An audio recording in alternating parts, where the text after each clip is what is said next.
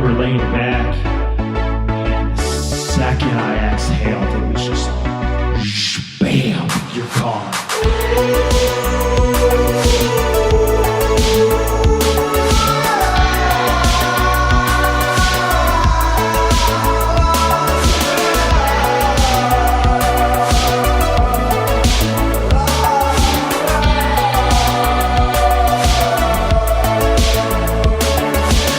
No, it's just static. Just nothingness, just static. But all of the comprehension and the understanding when you got there, it was all an emotional state. Oh shit, we're here. Glad you could join me, digital friend. Damn, you looking fly today. Anybody tell you that? Shit, kicking life's ass. Anyways, welcome to episode number 74 with my man, Paul Milne. Man, this guy is so cool. Seriously, you just look at a picture of him, you see his big ass long dreads, and he's shredded, just shredded for the Lord and zenned out. And so much fun to talk to. Man, I love my boy Paul. And man, I have to say big shout out to my boy Maddie for hooking this up, for connecting me and Paul. When I have friends that I highly respect tell me, hey, you got to have this guy on the podcast, I was like, oh shit, okay, let's do it. And so I connected with Paul, man, and just hit it off with him right away. Realized that we were really just cut from the same cloth, so to speak. And man, it was so much fun. And honestly, even though this was a 2-hour podcast, we barely opened up the can of worms. I'm going to have Paul back on shortly, really in the next few months, to continue this talk, because really we went down this rabbit hole of his journey to, for lack of a better term, awakening, and how he came from this dark night of the soul place out in Hawaii and really turned his life around. Super inspiring and some funny ass stories. And then we ended up going into chakras, because I've never really got into stuff like that, but I've always been curious and wanting to know more. And I knew that Paul was definitely more well versed in it than I was. And that was honestly a treat. And then we end kind of with this whole idea of this 2012 shift in reality. And man, it was super interesting, and I cannot wait for you to hear this podcast. So without further ado, friends, let's get it.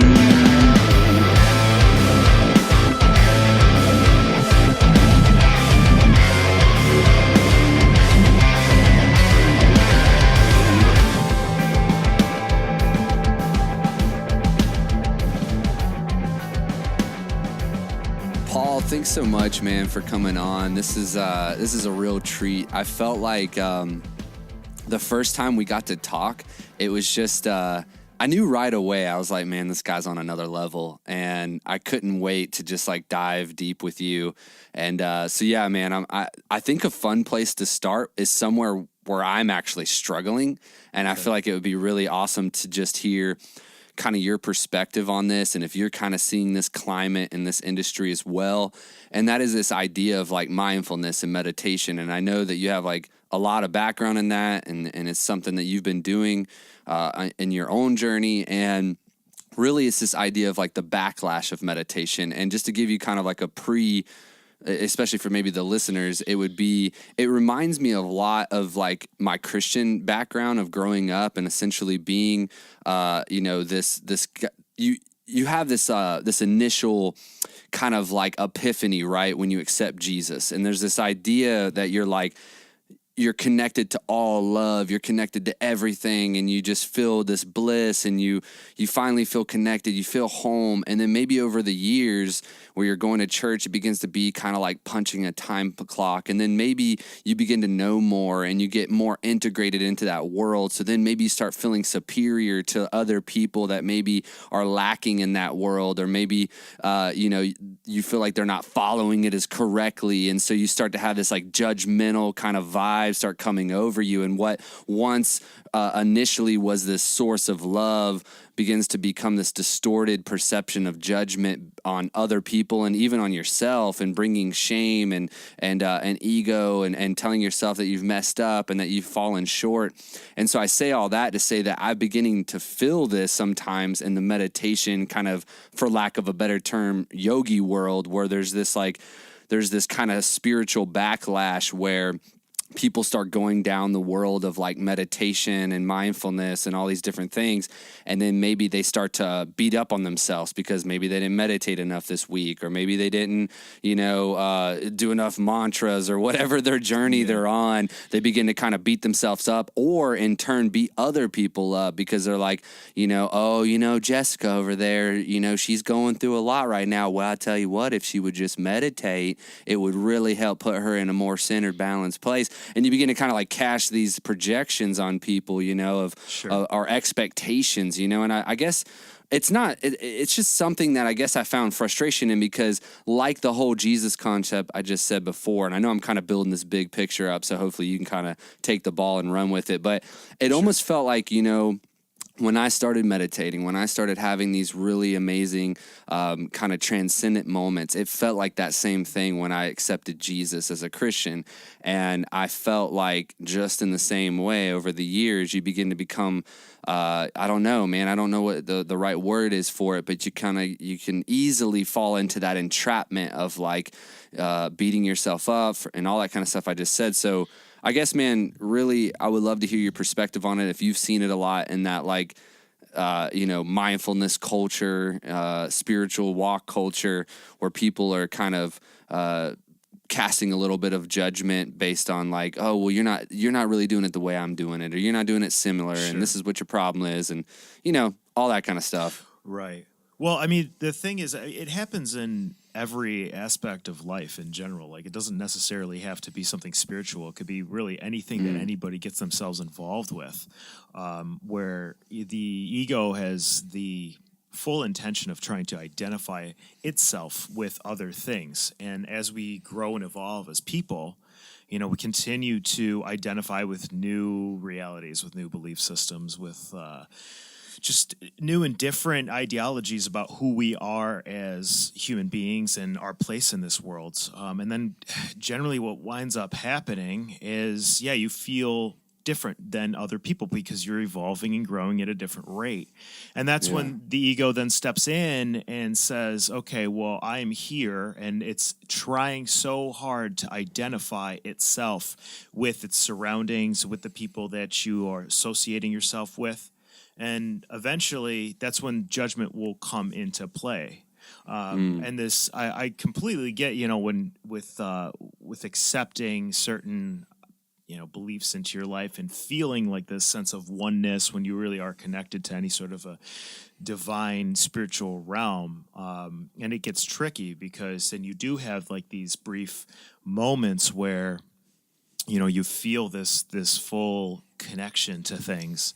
And then if other people can't comprehend that, that's when the judgment starts to come in. And it's all just aspects and constructs of our ego mind. And the whole goal and role of what the ego is to identify things. And on a very basic level, I mean, we have like three main functions in our brain of operation, and it's do we want to fight this thing, do we want to befriend this thing, or literally do we want to fuck this thing? Like that's I mean, it's pretty basic. So true. It's pretty basic. It's friend, foe, or fuck, and that's it.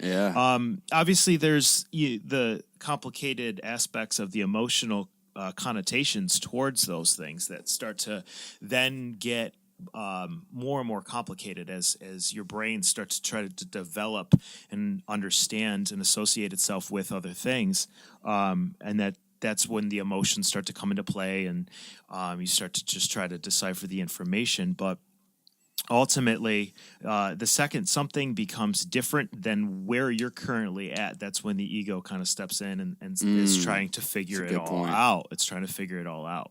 And that's where judgment winds up becoming a thing. And then self-judgment as well, because it's like if you are on this this train of evolving so rapidly. It's just like anything else. I mean, you can go to a gym all the time and you're going to plateau. And in spiritual evolution and development, you will achieve and hit a plateau where you feel the need to kind of break through. And if you're not getting there, then your brain goes, okay, well, I'm doing something wrong. And that's another aspect of the ego, which is so unbelievable, is the fact that there's a level of escapism where when you feel this super divine kind of spiritual enlightenment, which we're not meant to experience all the time. We're meant to have moments of it to help us comprehend and understand the life that we're living and where we're currently at. It's not meant to be forever. When you die, that's when that enlightenment is then forever, because you can get to that place of not having physicality anymore. So the trying to break through those plateaus is it can leave you feeling lost, and again, the ego wants to attach itself and identify itself with things. So where you can have a really, really good experience on something, the ego goes, yes, this is good, I want to continue to experience this, I want to keep going with this. But again, it's not forever. And so then the flip side of that is when something is bad, your ego goes, oh my God, this is terrible, I don't want to experience this forever. Well, you're not going to, but the ego doesn't know that. It's a very circumstantial, situational perspective of the mind to kind of be in this place of the now, but the perception of that current reality is this is forever. So if it's good, it wants to attach and associate it forever. If it's bad, it goes, oh my God, this is forever. What do I do? What do I do if this is forever? And that's when, panic attacks start to happen. Depression sets in because the mind literally has, I don't want to say no ability, but the ego doesn't know how to decipher that information and understand that this is a temporary situation. Everything is temporary. We live in a universe that is not fixed at all. Yeah. Everything is constantly moving and constantly evolving. And it's very difficult for most of humanity to kind of understand that part of our reality, that everything is changing. And literally the living in the now is just that, and that could be a slippery slope because living in the now can get you into a lot of sticky situations. It can, you know what I mean? It can. So it's about being able to embrace and live in the now. And accept that nothing is fixed, but also having and holding the thought about your future, and your overall intention for your life so that you can kind of continue to put one foot in front of the other while living in the now. It's a tricky thing. It's how do I live in a framework of no time while also projecting myself for the future. It can be really it's a tricky place to kind of exist. Yeah, man, that's so good, man. So well said. And it's like that's the dilemma I constantly find myself in. And I was talking to my brother about this the other day. I was like, is this just the dilemma of every day that you're just going to wake up and there's always going to be this weird paradox where, living in the now is really where it's at, man. And that everything else is a story. But then you also like wake up to like, the electric bill and the water bill and having to go to work. Can't forget about the future, yeah. And it's just this constant frustration. It's like, well, what do I do? Just go live on a mountain and try to float, or like, or do I, so I guess what I'm saying is like, what's some solutions, man, for people that are listening out there and maybe they're struggling or, what have you found in dealing with the ego and this trick of the mind and this, this idea that, man, you want to live this place where you're distilling all your consciousness down into this place of love. But man, the guy cuts you off in traffic, or you're trying to get ahead in your job or whatever it is. And ego's trying to take hold, like you said, and identify things and create this reality for you that makes sense. And what have you found, man, to really be able to help you through all that kind of stuff? Honestly, accepting and allowing the emotional states of your mind is the biggest thing that you can do because no one is perfect. You know what I mean? Yeah. And anybody who walks and talks like they are or is always trying to be like, oh no, I'm in this, high place where nothing bothers me and everything is bliss and everything is love and light Yeah. and all that. Well, Shit, that no, sounds like me. It's I'm just bullshit. kidding. Yeah. I'm just playing. But it's honestly, it's bullshit. It's bullshit. Yeah, and for like sure. the most enlightened beings on the planet will tell you it's bullshit. It's not. Yeah. It's not a real stance. And anybody who tries to tell you that to just always send love and always be happy and always this and always that. It's just, you can't.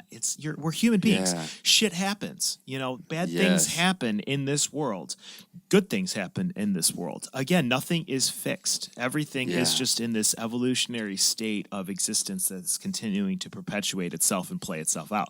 So the best you can do is just allow the emotion. Yeah. It's okay to be mad. It's okay to be sad. It's okay to be depressed and anxious and all. I mean, we're complicated, Yeah. emotional We're alive. beings. Yeah, we're alive. We're experiencing this world and we're experiencing this reality. And Yeah, man. it's being able to allow yourself the privilege to have those emotions is huge, because the second you can identify what you're experiencing and be like, okay, right now I feel sad. That's okay. Mm-hmm. It's okay. Why do you feel sad? Oh, well, X, Y, and Z. That's fine. The second you've identified your reality and your current emotional state is the second that you empower yourself. So it's okay to be mad that the guy, cut you off in traffic. Yeah, because in all reality, if the guy cut you off in traffic and you weren't paying attention, you could have wound up in an accident. And there's all of this recourse. So you have every Yeah. right to be upset.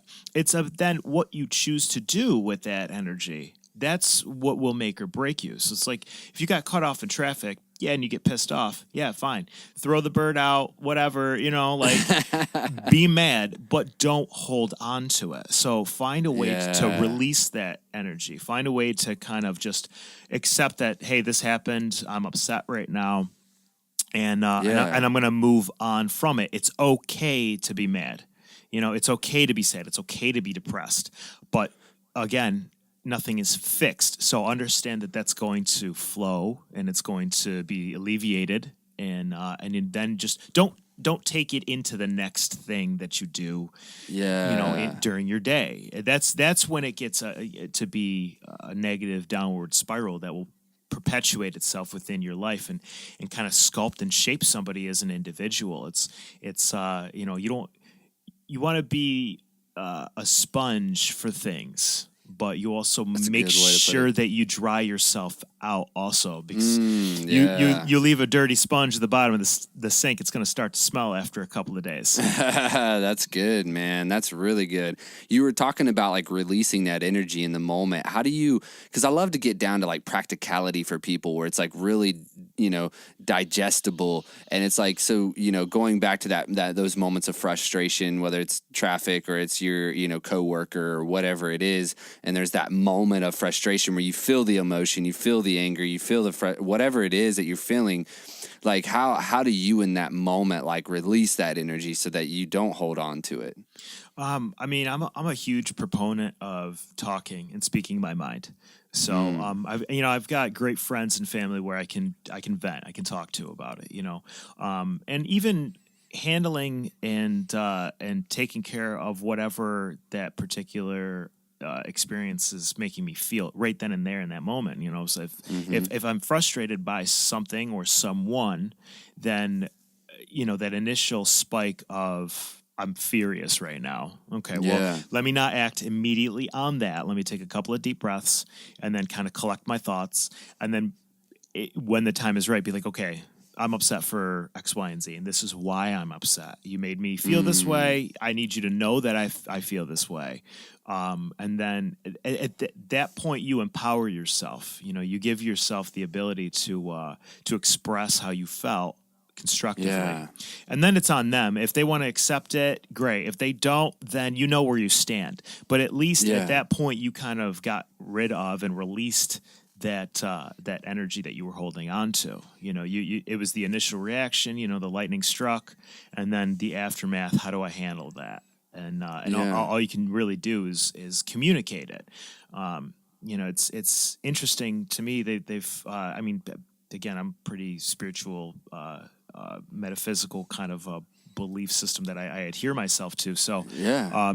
understanding how the throat chakra works, when we don't communicate our emotions, you get it. It kind of clogs up. That's like if somebody's in a super emotional state and they're trying to speak in front of a large group of people, and it could be anything, where you get choked up, and you can't literally find the words to say. They're there, but you can't say them. That's literally so much energy collecting and coalescing in your throat chakra that it can't come out at that time. That makes sense. It takes some time for your brain to be able to kind of like dissipate the energy and then focus and collect yourself before you can release it. So, holding on to the thoughts and not speaking your truth and not speaking your mind, it can in turn manifest itself into a variety of different diseases, and a lot, your thyroid gland is directly correlated to your throat chakra. And a lot of people that have thyroid issues, I mean, if you start to dig deeper into the kind of people that they are, chances are, man, they bite their tongue a lot. They're not speaking their truth. They're holding on to things, and that energy is building up there. So that's huge. You got to communication is everything, Yeah, man, that's powerful. Dude, one thing I would love, I'd just be honored, I wasn't even going to go this direction until you started talking about it, is just kind of like a brief exclamation. Man, I just forgot that word. Explanation. There it was. Wow, man, my mind just wouldn't let me. I was like, I'm not gonna let you win, mind. I was like, I'm gonna figure that word out.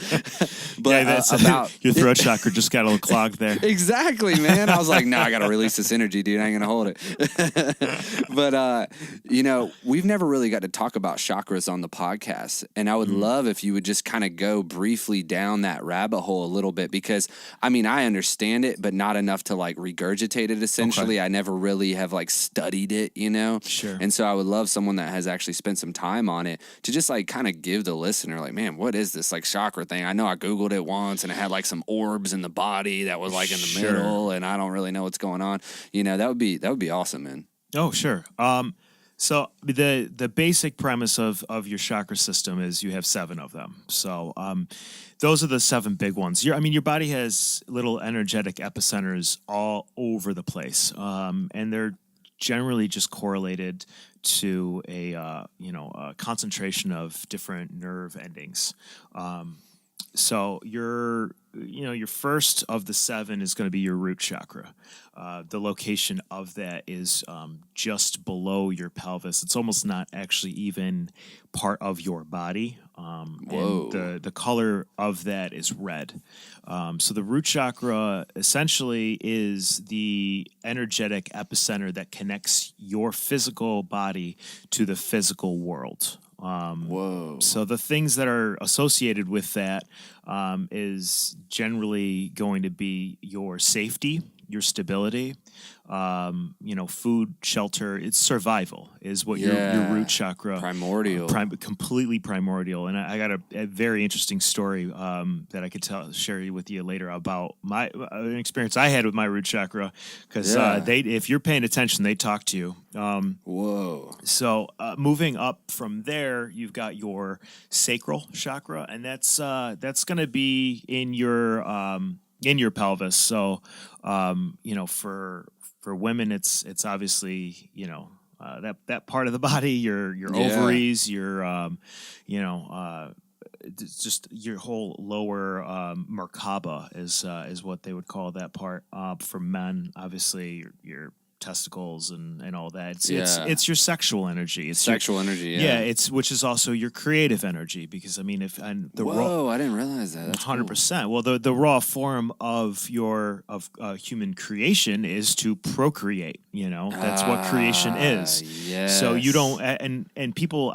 Everyone, I'm not creative. If you're not an artist or a musician, I'm not creative. Well, no, you like to fuck, you're creative. Yeah, you are creative. Yeah, and it sucks because we live in a world where that association of sexual energy is so skewed. It's so twisted and tormented into what the true nature of it is. We are human beings. we are created, we are creative, and that's part of our entire existence within this reality is to be created and to create in any way, shape, or form. So in essence, every single person is creative on some level. That's cool. If you move up from there, you've got your power chakra, which is in your solar plexus. Actually, in the sacral chakra, I forgot to mention the color for that is orange. So your power chakra is then yellow. Your power chakra is, again, it's the third and final of the physicality. Those are all definitely very physical chakras, and the power chakra is associated with your sense of self, your ego, in essence, your identity, who you are as a human being, how people perceive you, your external identification, how you perceive yourself and how others perceive you. And it's an interesting one because everyone can feel this chakra because it works all the time. You get that gut reaction to something, or you interact with somebody and you get that, your little quiver, you get the butterflies in your stomach. That's all your power chakra. Wow. And I can, state from like getting up on stage and performing. My power chakra, that shit is like a mess, because it in essence, it's, I don't want to say being threatened at all, but it's being challenged. You're about to get up on stage and be in front of a lot of people, and you have this identity about who you are as an individual, and you want acceptance of everybody. And now you're about to be in front of a shit ton of people, and it's like, oh man, what if I fuck up, like all that, and you get those butterflies in your stomach, you get that nervous sensation, and that's your power chakra. So anytime you get involved with somebody that kind of challenges that, or if you have a bad sensation about something, or you just that is your power chakra being like, hey, keep an eye out for what's about to happen. Shit might go down right now. So that's its job is literally that. Moving up from there, you've got your heart chakra, which the color for that is green. Obviously, that's going to be completely and directly correlated to your heart center.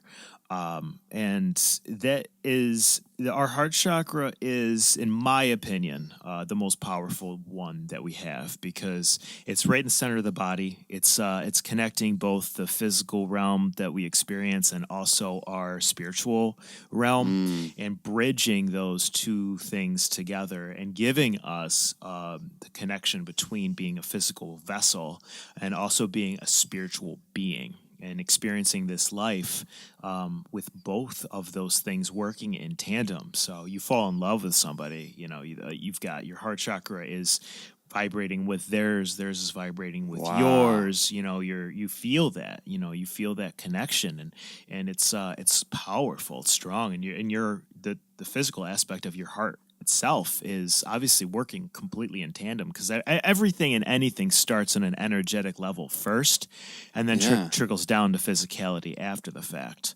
So the response between your heart chakra and then your heart itself are like, they're instantaneous. So, and then your body's gonna have a chemical reaction after the fact of the stimulus that you're giving it, especially when you're falling in love with somebody. You've got serotonin, you've got dopamines, you've got oxytocin. All of these things are flowing and at a rapid pace, and it's making your entire body feel a certain way, which is why heartbreak can be so unbelievably painful, because our brains literally become addicted to the chemical reaction that we're having when we fall in love with somebody. You get a high with the dopamine levels. You get this overall body euphoria with serotonin. You get this super connected feeling with your oxytocin levels. And when that is withdrawn, you go through pain, withdrawal. Literally, it's you are addicted to the way you feel, and you're addicted to the way somebody else makes you feel. Man. And when that gets withdrawn from you, you crash. You crash. Yeah. And it takes a long time for your body to kind of get back to normal homeostasis before you can feel like yourself again. And Wow. it's very easy with if you don't have good grasp of your heart chakra, it's very easy to lose your own identity. Which then it's interesting too, because if you're falling in love with somebody, or if you are in love with somebody and you're going through this very emotional experience with somebody else, and it starts to get weird, or if there's something that is going to threaten that connection, Yeah. then your power chakra steps in and says, "Oh, I don't like this," and you get that unsettled feeling in your stomach. Something is wrong, because they're all working together. And so then it's like, wild. yeah, and so it's like, oh man, this is not. You're about to lose this connection. What's going on? I feel something different, and it starts to those two things. They're talking to you. They're telling you. That's why they say, trust your intuition, trust your gut, because your gut never lies, and it's true. Yeah. But again, we become addicted to the chemicals that are associated with falling in love. So our brain winds up trying to rationalize and dictate and be like, no, it's fine. When realistically, your solar plexus is not lying to you. You should be following that and being like, okay, Dang. something is wrong. I need to investigate this. And then to kind of piggyback off that, you move up to your throat chakra, then you're in your communication aspect of all of it. So that the color for that is blue, and that's going to be directly correlated to your thyroid gland, which your thyroid gland helps regulate a lot of things in the body. Your insulin levels, it sends signals all over, like general homeostasis and general like chemical composition of your body is going to be regulated by. I mean, obviously all of that, but your thyroid's got a lot to do with that. So communication is the biggest. That's what that is for. Speaking your truth, and I know we kind of talked a little bit about that before, so I won't kind of go in. But yeah, so that's that. Like I said, that one's blue. And then moving up to the next one, which most people I feel like at this point in 2018 probably have heard of the third eye. And hell yeah, brother. Yeah, yeah. Woke AF, man. Woke AF, yeah. But third eye is awesome. When you really start to dive into that chakra, you can kind of see this other world that exists beyond the physicality. The Egyptians were huge into third eye. I mean, a lot of ancient cultures that they were really, really big on the third eye. And when you cut the brain in half and you get to the center of it, I mean that gland is your pineal gland, and it's right in the center of your brain, and it looks like an eye. Like it literally has an eye shape, and it has an iris, and it looks like an eye that it's but it can't actually see it in the physical realm. It sees the spiritual realm. And your pineal gland is responsible for the production of melatonin, which is what helps us sleep at night, regulates our dream states and all that. So that chakra, when you tap into it through meditation and if psychedelic experiences or whatever, you open that chakra up. And that's when you can start to see the nature of this reality that's less physical. And that's where a lot of your spiritual intuition comes in, and you're just like, there's just those people that you meet that they just know, you could tell them, they can look at you, they could just see right through you. And they've got a very, very, very strong connection to their third eye. So that's the last of the chakras that's in the physical body itself. And then your final is your crown chakra, which that's a deep purple. So that one is going to be basically the connection that you have to your higher self, your soul, the divine, other states of consciousness, and just the higher realms of spirituality, the God consciousness, if you will.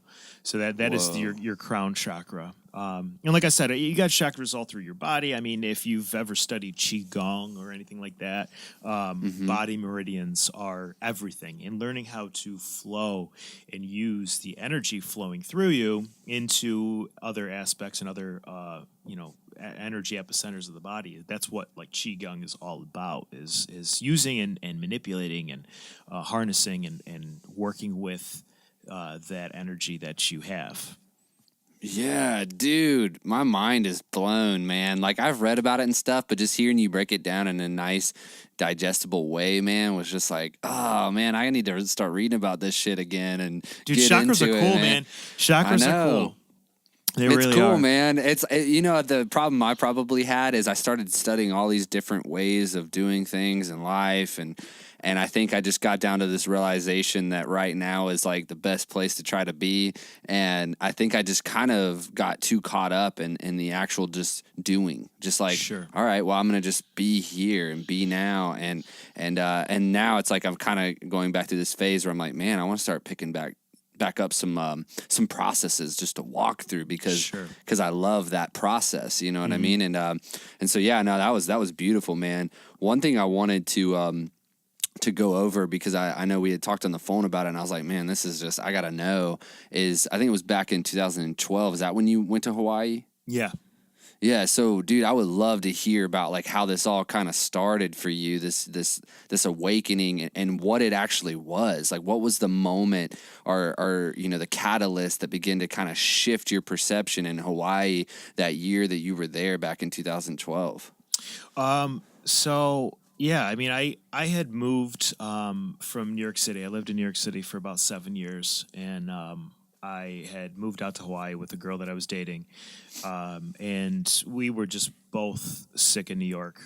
She grew up there, and you know, we've been through the rat race of that city, and I was ready to go. She was ready to go, and I had a buddy of mine from New York that you know, he had lived in Maui for bunch of years. He went to high school out there and then stayed there for about 4 years afterwards. And he was planning on moving back to Hawaii. And so he had said that, you know, he was going to do that. And then she was the one that was like, hey, what if we moved there, you know, with your buddy? And I was like, you know what? Fuck it. Let's do it. And he wound up not.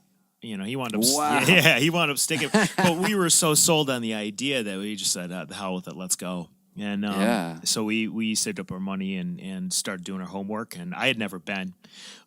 We just bought a one-way ticket and said, fuck it. Yeah, I just said, fuck it, let's go. Did y'all have like, did y'all really have much of a plan, or you were just kind of like, all right, let's get there? I mean, yes and no. You know, I mean, I had been talking to a real estate agent, so I knew that we had a place to kind of rent once we got there. And that was pretty much it. We just saved up a ton of money. I was like, we're just going to go and we'll hang and vacation for a little bit, and then we'll look for jobs and we'll just make it work. And if it works, great. If it doesn't, we'll go back. You know, it was kind of like an open-ended type thing. And, you know, we had far from a perfect relationship. It was one of those dynamics where her and I fell in love so deeply, and it was so intense that you know, at the time I was completely unaware of so many things, and I mean, so was she. Like, it just, we didn't know, and so I mean, we were a perfect mirror for each other. We were bringing out the best in each other, and then eventually the worst in each other. And at the time, I didn't really understand how relationships do that, and that's the whole point of falling in love with somebody and having a relationship, is they mirror you. So the things that you love and hate about them are essentially things that you love and hate about yourself. And so it was probably five months or so into living on the island, and it just wasn't working at all. And I remember being at a place where I think I was on the phone with my mother, and I was just like, you know, I don't get it. Like, I've been miserable for so long, and here I am living in paradise. You know, I'm living on one of the most beautiful places in the world, and people travel all over to come experience this, and I'm still unhappy. You know, and it eventually led me to be like, okay, well, I need to talk to a professional, you know, and I'm a huge proponent of therapy. I think it's a fantastic way to figure out what you're feeling, why you're feeling it, who you are, all that. And so I started to see this therapist, and you know, that's when I started to kind of see the problems that I was having within the relationship, and I kind of got to a point where I realized that, and at the time, like, I did not even want to fix them any longer within the relationship. I had no more. I was done. I had no more desire to spend any more energy. I needed to kind of like move on and work on myself completely, which was hands down one of the most difficult things I've ever been through in my life. I mean, the time after when her and I broke up. I mean, granted, it was a completely toxic relationship, and it ended completely toxic. But still, like that, going back to what I was saying before, the withdrawal from that was devastating. So, I mean, going through really, really difficult emotional time and a really rough heartache, it was like the most painful, beautiful experience that I've ever gone through, because at the depths of my like pain emotionally, I was finding how unbelievably beautiful it is that we as human beings can feel this deep. I mean, it's an amazing thing. I mean, what other beings on this planet have the capacity to feel that level of pain? Seriously. It sucks, but at the same time, I mean, it's part of life. And so I continued after the breakup to see this therapist and really kind of go through a lot of different understanding and comprehension of the human mind and how our body chemistry plays into things, how our thoughts create our own reality. And she was a very spiritual being, and she kind of recognized every kind of denomination. It wasn't just Hinduism or Buddhism. It was everything. I mean, she was Christianity and you name it. It was, she kind of embraced all of these different cultures and spiritual belief systems. And so I remember the therapy sessions started to turn more from me trying to deal with my emotional state into me asking a lot of metaphysical questions, and I found it to be fascinating. And at the time, it was interesting too, because like her and I had this apartment that after 6 months our lease was basically up there, and she had moved out, and I had the place, and I mean, I could afford it by myself, but I didn't want to because I was planning on moving to California. And so I remember it was like they were townhouses, and my neighbor right across the way, this guy Jack. He was the fucking man. Jack, at the time, Jack was 75 years old. He was a cab driver on the island. He called himself Happy Jack the Butterfly Man. And he had this dude, he was, That's awesome. he was amazing. He always wore an Aloha shirt, these crazy colorful shorts, and he always had these wild shoes to match. Like, he was just the most colorful individual, just an old hippie. And I remember just having one day just like came to my mind, and I was just like, I should ask you, because I know his son was living with him and had moved out. He moved to the other side of the island. And I was like, let me see if Jack will rent me out that room for a couple of months before I leave for California. And so I saw him down, he had the door open. He was just watching TV. I could kind of see him watch TV in there. So I like came down, I like knocked on the door, and I was like, hey buddy, can I talk to you for a second? He's like, absolutely. And it's like, I walk in, I was just like, hey, I was just wondering, I know your son moved out. Would you be able to rent this room out? And he kind of looked at me for a minute. He's like, to you? I was like, yeah. And he was like, hell yeah, brother. Absolutely. That would be amazing. Come to find out, like, he was kind of going through some financial struggles. So, like, me moving in there helped him out a lot. And so I sold a bunch of my stuff, and I ended up moving in, with him. And I lived there for 5 months. And Jack was very, very into Buddhism and Hinduism, and there was not a square inch of countertop surface area or tabletop surface area in that apartment that did not have some statue, deity, dude, there was no place for anything, and he was all about metaphysics. Where'd I put my cup, dude? Sorry, man. Yeah, no, we got to move Buddha over for it. It was wild. And, That's awesome. this is all going at a time where this world is opening up to me, and I was becoming super intrigued by it. And, I went through this period after about a month of living there where the realization that the relationship was fully over, and she had already moved on. You know, she was with somebody else, which I felt was a pretty quick, and it crushed me. You know, my time spent in New York, I was a pretty big booze hound. You know, I was always in bartending, hospitality. That was like my main job, and man, I could drink, and I did a lot. And going through that, I was using alcohol to cope. And Yeah. I was drinking a lot, and I went on this bender when I found out that she was with somebody else already for about 3 or 4 days, where I just drank from the time I woke up to the time I would pass out, Whoa. and it was pretty dark. And I remember this one Sunday, I woke up and I was a mess, and he was there, and he looked at me and he's like, "Brother, like." Ooh, what's going on, man? And I had already started drinking. It was like, 10 o'clock in the morning, and I'm pouring vodka into my coffee. And I remember I went out that day and I tried to forget about things, and I went out, met a couple friends at the beach, kept drinking, and went to a bar afterwards, and I was up all night. And the very next day I was sick, not just hungover, but I started coming down with something, and I got really, really sick, which, living in the islands, it was a pretty healthy lifestyle for the most part. So to get that kind of sick, I mean, I really had kind of ruined my immune system. And it forced me to just kind of take time off and just chill out. And he had these tarot cards that he would always pull every day, and they were called Goddess of Guidance. And so he says to me, he goes, he's like, pull a card. You need it. You need a message right now. And so I was like, at the time I was like, all right, whatever. Like, again, I was getting into some of these things, but I wasn't there yet. And I shuffled the deck and I pulled this card and I set it down, and it was called Purification. And and I read the bottom of it, and it said, you need a detoxification of body, mind, and soul.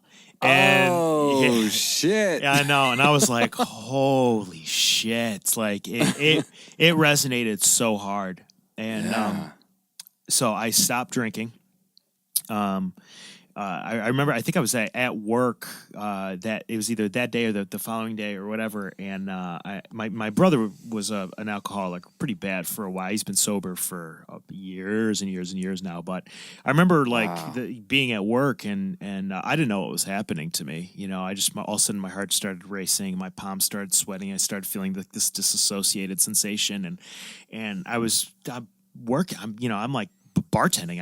I got bar full of people right now, and I'm having this happen to me. I just shot him a text because I didn't know who else to reach out to at the time. And he's like, "Oh, you're having a panic attack." I was like, okay, that's what this is, And I was like, "What do I do?" And he's just like, "Dude, you eat healthy, stop drinking, start exercising." And so this is all in the same week. All this kind of is happening to me. And I was like, all right, well, obviously I need to make a massive change. So there was my therapy appointment was, I forget, it was like a Thursday or whatever. And I went in and had my session, and there was a gym in the plaza where my therapist was. And as soon as my session was done, I walked right over to the gym. I signed up for a membership, and there was a GNC like the next plaza over. I went to the GNC and I just walked in. I was like, this is what I want to do. What do I need? And, obviously GNC, so they sell you anything and everything. And I didn't know. Snake oil. Yeah, I didn't know anything about it at the Take time. this powder, brother. It's got you'll be cocaine fine, in it. right? It's pre-workout. yeah. But so I bought everything. I must have spent $180 on supplements. And, Hell yeah. And so it was that week I was like, fuck it, I'm gonna start doing this. And I looked up a bunch of different exercises, and I started taking all these supplements, and I just put myself through what I referred to at the time as a personal boot camp.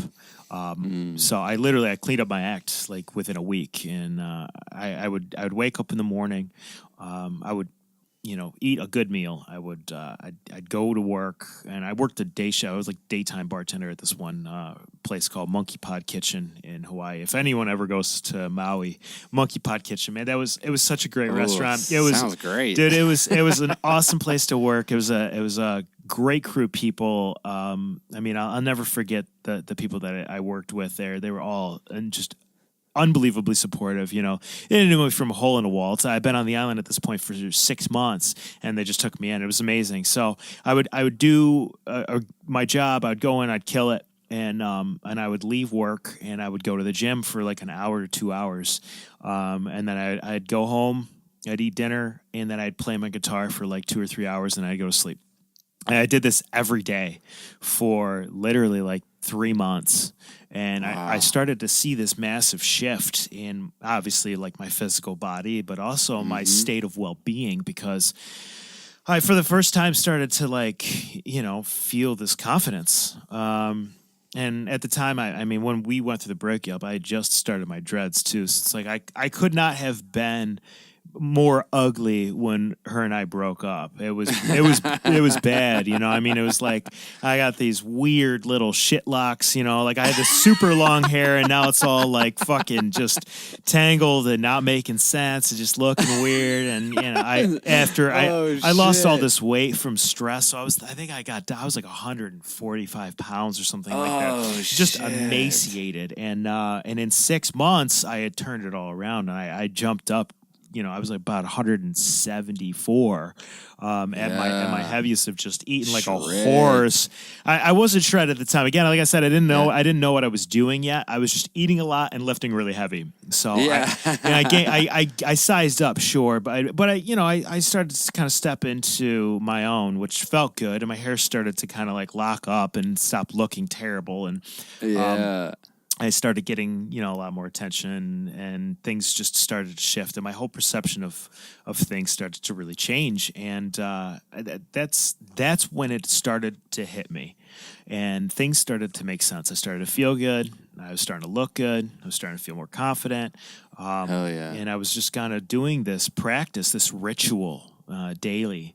And I started having like these premonitions and these things that started to happen to me. Like I remember going to bed at night and I would throw some music on. I'd like put my headphones in, I'd lay down, and all of a sudden I'd just start to see these lights coming into my room. And I'll never forget this one time. And I was listening to, it was actually Periphery. It was their, I think it was their self-titled album. It's the second one that they put out, which was, I mean, still to this day, one of the best like metal albums I've ever heard. And the message behind it, you know, was so profound, especially at that time, because the theme of it was, you know, we're not listening to ourselves. That's one of the lyrics that they says over and over again, you know, like we're not listening to ourselves. Whoa. And that resonated, and I was like, fuck, we're not. Like, as human beings, we don't listen to ourselves. No. We listen to other people, we listen to what everyone else has to say, but we don't listen to ourselves. And I started listening to myself. And I remember listening to that one song, and it was so profound, so emotionally driven. And I just remember laying in my bed, and I was thinking all these things, and I started to cry, and I had this, I saw this, like this purple orb comes into my room, and I wasn't sleeping, I wasn't dreaming, I was somewhere in between, and it just floated right over literally my chest, and it was like little lightning bolts started kind of shooting out at my heart center. Yeah. And I was just thinking to myself, like, what the fuck, you know? Like, never in my life have I been exposed or experienced anything like this before, and now it's happening, and it's like this mystical experience, and I was like, why me? You know, I didn't think that this was ever something that I'd experience. And I remember the next day I felt unbelievably good, and it was just this snowball that started to happen after the fact, and then the next thing I know, so the people that are starting to be brought into my life, the new friends that I'm making, are all these very spiritual people, and they have a lot to say, and I'm starting to learn a lot. And that last, you know, those last couple months I was on the island, I really had this very profound shift in my perspective of myself and this reality. And you know, I started to do more stuff and connect with nature. I was going on hikes all the time, and really kind of getting humbled by the nature of the world that we live in, and this reality. And it was really, really wonderful. And it gave me a ton of inspiration and motivation, and I just started on like this, I'm gonna do me no matter what, like I'm gonna create myself and just say fuck it, you know. And my whole life I had listened to everybody else tell me what I should and shouldn't be doing, you know. You gotta get this kind of a job, and you have to have this kind of a haircut, you gotta be married by such and such age, and you gotta have kids by this time, and all of that. I was like, dude, none of this resonates with me. I don't that's not who I am. It's not what I want to be. That was never something that I had ever saw myself doing, is having this timeline. And you know, trying to fulfill this timeline that other people had put on me, it just didn't seem or feel right at all. It didn't make sense to me. And so once I said, fuck it, you know, I'm just going to do me. And the dreading my hair was a big part of that, because I knew dreadlocks, you're only ever going to be able to get certain jobs. You know, corporate America is not going to be the place for me at all with dreadlocks. And I was okay with that, because I was like, you know what? I don't want that. It's not who I am. And I remember I had 1 or 2 tattoos before, but after I was like, you know what, fuck it. And I got my whole chest done, you know, and I was just like, I'm creating my identity. I'm going to be myself. And the more I started to do that and step into who I am and to myself, the more like the spiritual world started to open up to me, and the more I started to understand these things and become more inquisitive to it. And it was just this, you know, rapid evolution I went through in a very short period of time. You know, and then I ended up moving to California, and then that was a whole nother level of understanding and life experience and everything. You know, just that's, before, up until that point, my experience with psychedelics or any sort of drug was, you know, essentially just consumption of alcohol, cannabis, and mushrooms. But even like, you know, eating mushrooms or whatever, they were never necessarily like a spiritual experience. They were always like, oh, let's get fucked up. Yeah, let's eat a half faith and laugh our ass off, and exactly. You know, and things will look cool, and that was the extent of it. But then when I got to California, and a little segue here for that was, I had, right before I moved off island, I was at work one day, and this guy came in to the bar I was working at. I had just finished my shift and sat down to eat something, and I saw him walk in with his girlfriend, and she had crutches because she had like surgery on her ankle or whatever. So I stood up. I said, guys, you know, sit down. And he's like, no, sit, eat your food. And I was like, no, it's cool. I work here. I was grabbing another chair. And so I wound up getting another chair and sitting down next to him, and then him and I had been talking for a bit, and he seemed to be on the same page and further along than I was. And I remember asking him, because I had seen DMT, the spirit molecule, before I left for Hawaii. It was like right before I moved away from New York, and I was actually the girl that I moved there with. We were on the couch, and we were looking for something to watch on Netflix, and I watched the documentary, and I remember having just like, my jaw was on the floor, because I was just like, holy fuck. I was like, what is this? You know what I mean? Like, this is like it just seemed like something I had been looking for my whole life, and I didn't know it yet. You know, and here it is, and I'm like, I need to know what this is, and you know, and I had been kind of asking around a bunch. Even when I got to Hawaii, you know, going through the break of the relationship, it kind of like fell to the wayside. But as I became more spiritually invested and experiencing things, I started really kind of trying to find and pursue and understand what this spirit molecule was. And so we got at the bar that day, we got in this super deep spiritual conversation, and I had asked him, I was like, have you ever heard of DMT? And he's like, oh yeah, I've done it a bunch. And I was like, you're probably like, oh shit. And I was like, wait, what? And so we talked a lot about it, and you know, he was on the island for about 2 weeks, and we hung out a bunch while he was there, and I said I'm moving to California in February, and he was like, cool, well, you know, let's definitely link up. And he told me, he's like, oh, I was like, well, what do you do in Cali? And he's like, oh, I run a indoor medical marijuana grow. I was like, that is super cool, you know, like that's I heard about it, but I'm from New York, so it's not legal, and at the time it wasn't necessarily legal in California either. It was like medicinal use, and there's all like these regulations on it and all this other stuff. But so he was doing it, and he was successful at it, and all this stuff. So him and I stayed in touch up until the point where I moved to California, and once I got there, I was kind of struggling trying to find a good bar job that paid well, and it was kind of a last-ditch effort. I called him up and I said, "Hey, man, you know, is that opportunity still available?" Because he said, "If you need work, let me know." And he said, "You know, it's funny that you just called me. I just went full profit, and I was looking to hire another guy because I'm looking to expand." And I was like, sweet. You know, I didn't have a car. I had sold my truck in the islands. And, you know, I showed up to California with 2 suitcases and my guitar, you know, and I was just like, you know, that was it. And so he was like, you know what, I got a car you can drive, and we'll get you all set up. And so I started working for this guy, and I, you know, working this indoor grow. And again, I was still broke, and he wasn't paying me very much. So I was kind of, unfortunately, like at his disposal, you know, because I would go work 40 hours for him, and then I'd make extra money on the side by taking the harvest to my apartment, and my roommate and I would trim it up and bag it back up and bring it back down, and then he would take it to the dispensaries and sell it and whatever after the fact, and I'd usually get, you know, it was like I think $150 a pound to trim it up. Damn. Yeah, but I mean, that's fucking God, what a tedious job that is. Yeah, I was about to say that's a lot of work. Oh, dude, yeah, it was grueling. It really was. But so the weekends, you know, he would always be like, "Hey, I'm doing this. Why don't you come out? And we're gonna be here. Why don't you, you know, come hang?" I got, you know, it was him and his girlfriend and his other friends or whatever. And again, the guy, he came from money. His family had a lot of money, and you know, obviously he was doing a good business too.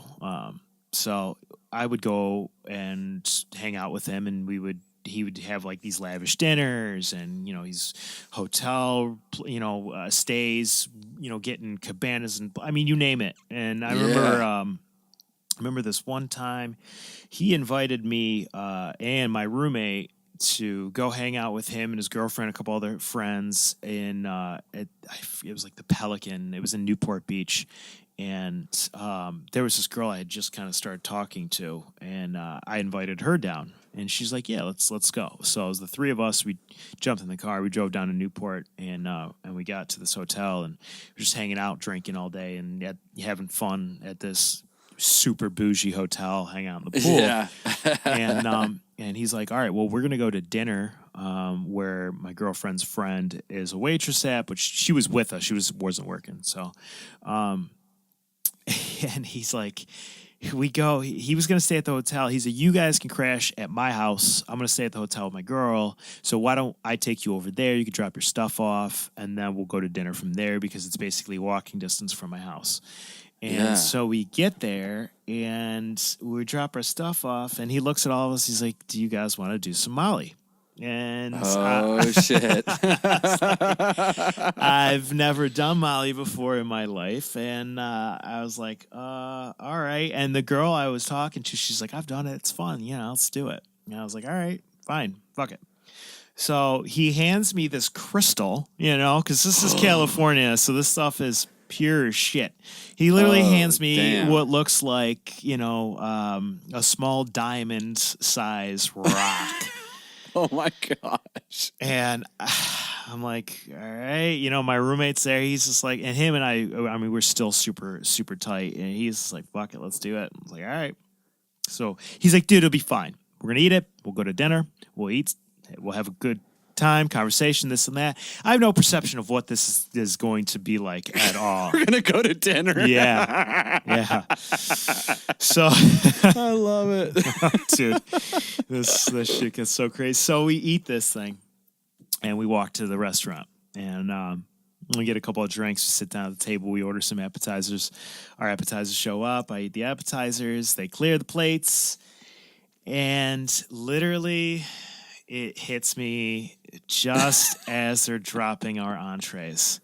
Oh. And I remember feeling like, wine drunk.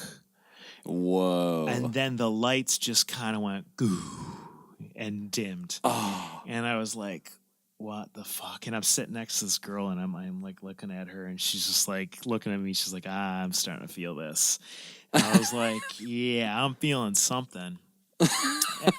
And our food gets there. And so it's myself, the girl I was seeing, my roommate, he's on like the other side of the table down hanging out with the other people. So it was like the waitress, that was my boss's girlfriend's friend, and then her boyfriend, and then like hit my boss's girlfriend.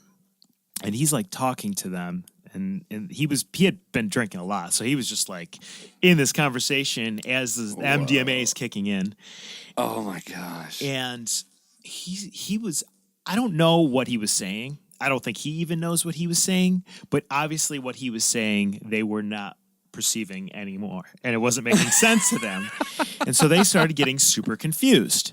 So then my boss's girlfriend looks at him and she's just like, this is weird. I don't know what the fuck this guy's talking about. And then she noticed that none of us are eating. I'm trying. I can't. I'm sitting there. I'm just like, dude, I can't chew, but I'm trying. I can't chew. I'm trying. I'm like pushing my food around, and the girl next to me, she's just like, you're so adorable right now. You're trying so hard to eat and be social, but she's like, just give up, So I look at Rick and he's looking at me like, oh fuck, Rick's my boss. He's like, oh fuck, like this, because now it's hitting him pretty hard. Yeah.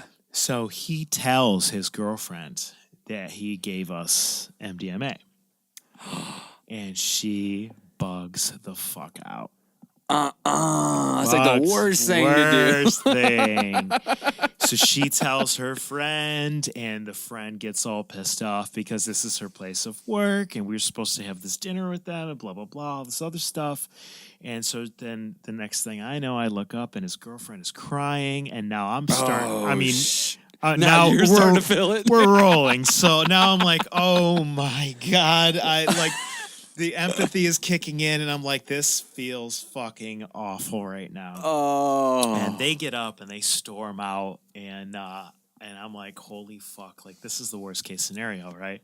Yes. And so the waiter comes over and he says, because they were regulars there, and he says to Rick, he's like, is everything okay? And Rick's like, yeah, fine. He's like, just bring me the bill. And so he brings him the check, and Rick looks, he's like, I can't even look at this thing right now. And he just hands the check back to him. He's like, just give yourself 20%. We got to go. So I remember like standing up and just like looking through this restaurant, and I'm just like, holy fuck, what the hell is going on right now?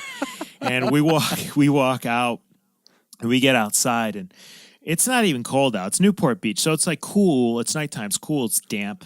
And the second we get outside, I'm like, fuck, I'm freezing.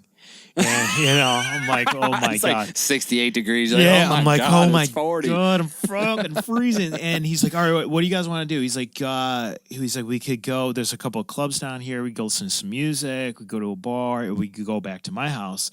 And I'm like, fuck that. We're going to your house. Like, Yeah. I don't know what the hell's going on. So we get back to his house, and it was like, boom.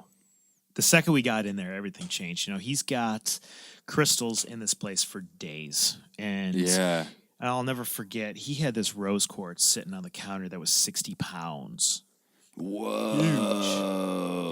The second I got around this thing, it was just like, whoa, whoa, whoa, whoa, whoa, whoa. You know what I mean? I'm like, oh my God. And we just wound up for 4 hours having this unbelievably super deep conversation talking about everything under the sun, working out so many different issues, talking about our own insecurities, and just going through and doing mirror work. I'm not sure if you're familiar with what mirror work is. No, explain. So mirror work is when you literally stand in front of a mirror and you look yourself in the eyes. Whoa. And it's intense. And you try to see into yourself as deep as you possibly can. Wow. It's a deep practice, and you got to be super comfortable with who you are, because you got to be able to look at yourself for a really long time. And so, under the influence of this, it was definitely made it easier, but it also made you see way, way deeper. Oh yeah, man. And so my roommate Kyle was he was going through some stuff on this, and we got into this really kind of focused conversation on him. Yeah. And that's when Rick was like, "Yo, let's go do some mirror work." And now the four of us are standing in this bathroom, and Kyle's looking at himself in the mirror, and Rick's standing there looking at him, and he's just like looking with him, and he's going, just sending him like all these power words, like you are this and you are that, and like you are not this deception of who you think you are, and all this stuff. And he's just looking at himself, going through this process of self-acceptance, and it was unbelievably beautiful. Wow. And that's so cool. I remember like trying to fall asleep that night, which obviously is tough to do. But I woke up the next day just feeling unbelievably good. And just, really? Yeah, just having. So you didn't have any kind of like fallout from it? No. The first time I ever did it, no, not really any. I was tired, but I didn't have any Yeah, fallout. that's awesome. I mean, this, again, like I don't know the source of where he was getting the stuff, but it was clean as hell. It was also the first time, so my body was pretty fresh to it. Yeah. And I, obviously my jaw hurt because you get all tense. Yeah, that little tense. Yeah. But yeah, it was really, really unbelievable. The realizations that I had the following day about just what the nature of love is. And I don't even want to say that it was necessarily the drug that was telling me what love was, but it was the experience of being in that vibration of what love can be that gave me this understanding of what love should be. Love for myself, love for other people, this, connectedness to everything. And again, I mean, when you take MDMA, I mean, the biggest thing is we produce serotonin in our intestinal tract. So you ingest it, it gets into your stomach and then into your intestinal tract, and it forces serotonin to be just forced out into the rest of your body. And where your normal regulatory system of processing and regulating serotonin is, again, the production is in your intestinal tract, and then it travels up the spine, and then your brain regulates how much serotonin it's going to distribute at certain times based off of what you're experiencing. So you take the substance, it's going to force a lot. You have a huge dump of serotonin rushing through you. You also get a huge spike in your oxytocin levels. So you feel that connection with the people that you're hanging out with and surrounding yourself with.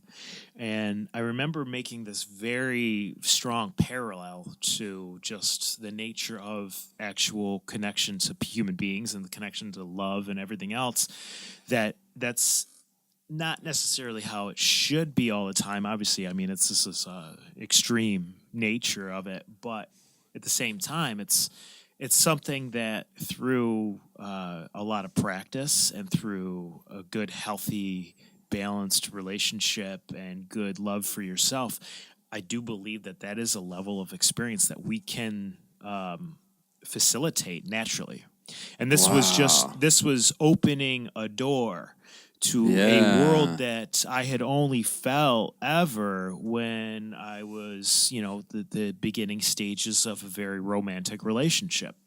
Yeah. So it was what before was a fleeting kind of a temporary moment. This kind of opened the door to this potentiality of this world that I didn't know existed without another human being involved in it.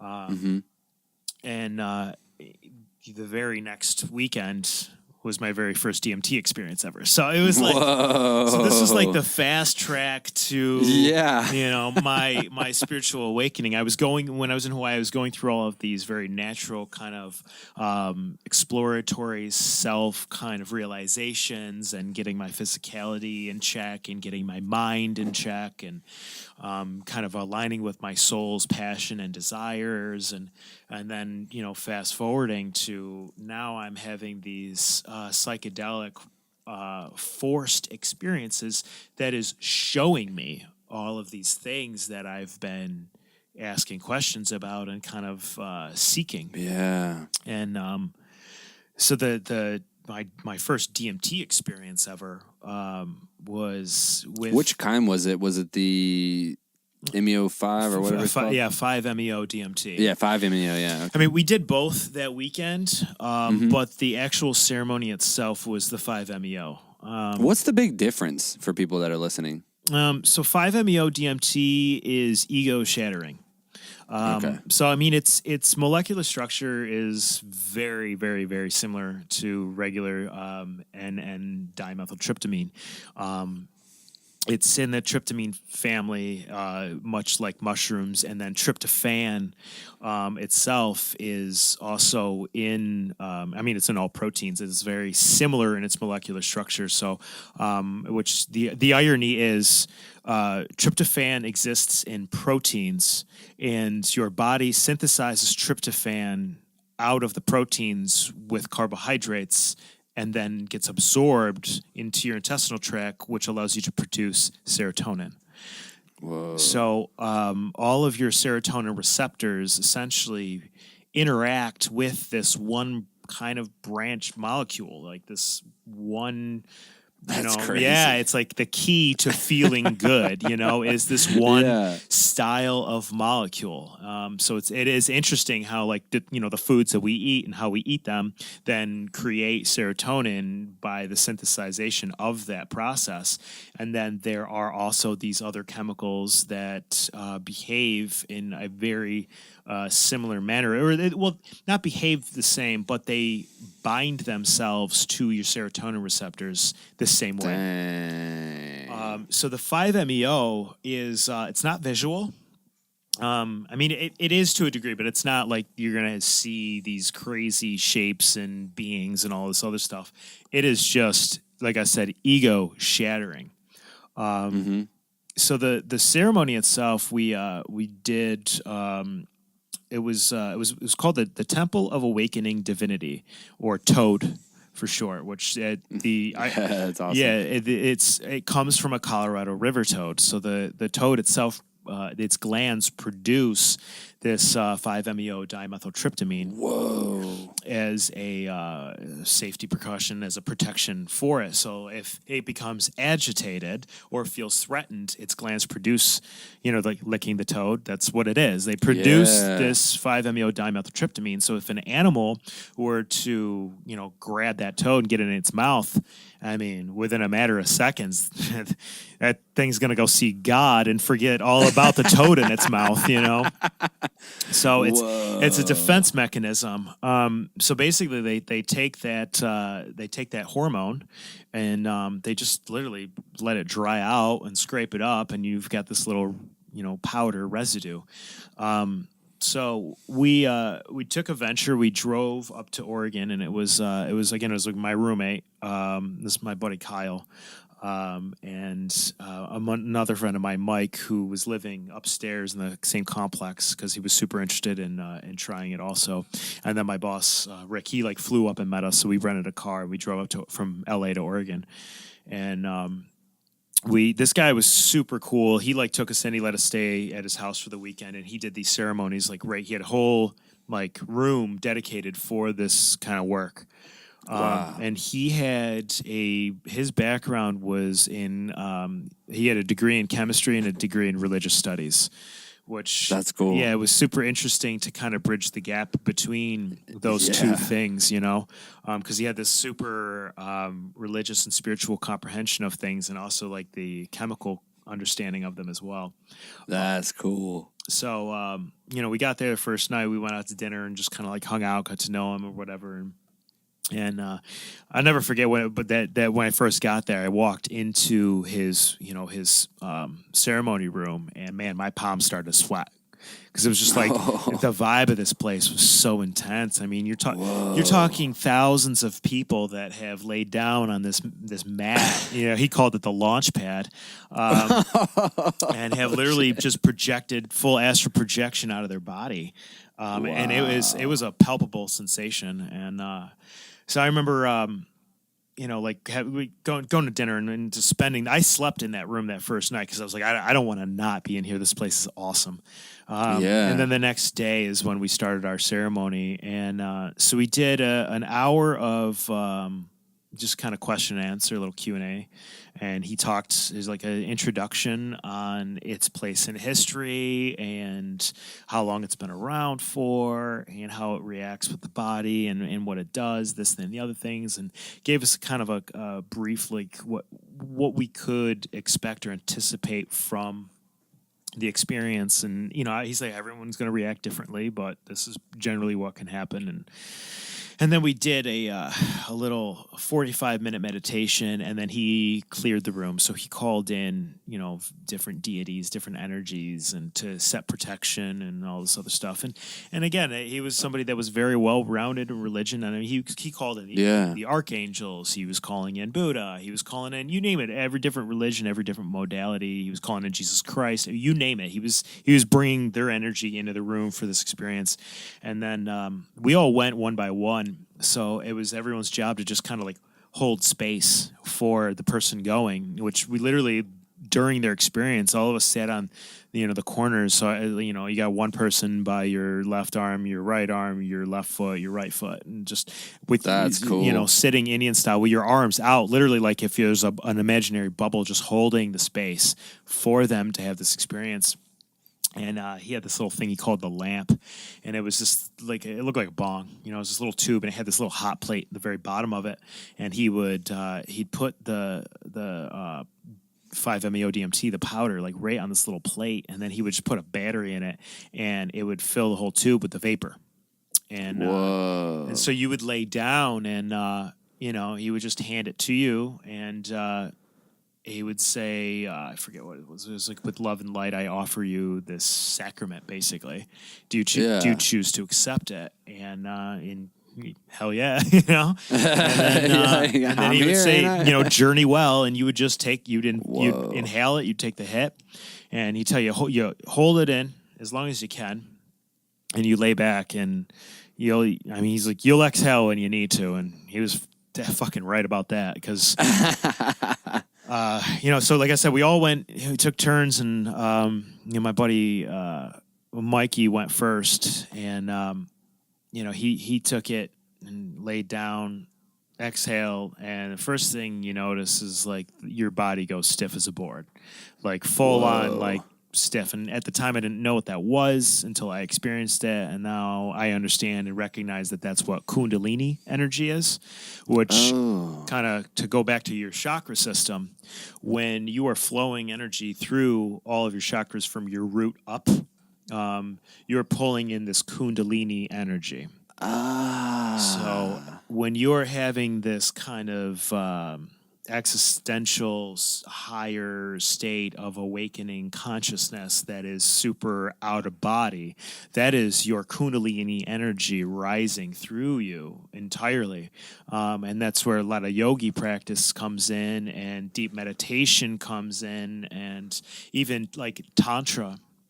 Working with Tantra energy, Qigong, all of this is to try to flow that Kundalini energy to be able to pull and fill each chakra up, so that you can have like this out-of-body experience and this connection to the divine. And that's like tantric sex is also a flow. You're sending energy into the person that you're with, and they're sending it back to you, and you keep flowing this in this infinite figure eight back and forth, and you just build it and build it and build it and build it up into the place where you're borderline orgasm, but you haven't released it yet. And then you can choose where to release that energy. You can choose to release it in any chakra that you want, if you can control it, and if you release it through your crown chakra, you're going to have like this super connected divine experience. If you release it through your third eye, you're going to have like this super psychedelic experience. If you release it through your heart, obviously you're going to have this super fucking loving experience. And most of us, just during normal intercourse, we're just, our sacral chakra is the one doing all the work, and then just releasing, we're using our root and our chakra to kind of play with that energy, and that's where we're letting it go. Because again, that's the creation of it. But I mean, you can have a full body orgasm without actually actually having a physical orgasm. You know, it's that you can release that energy wherever. So this Kundalini rises through, and again, like I said, I didn't know at the time, but I'm watching him. He goes stiff as a fucking board, and there's a bit of a breakthrough before you get to the other side, which is essentially your ego death. So, like we were saying before, the ego has this desire to identify itself with things and attach itself and associate itself with certain things.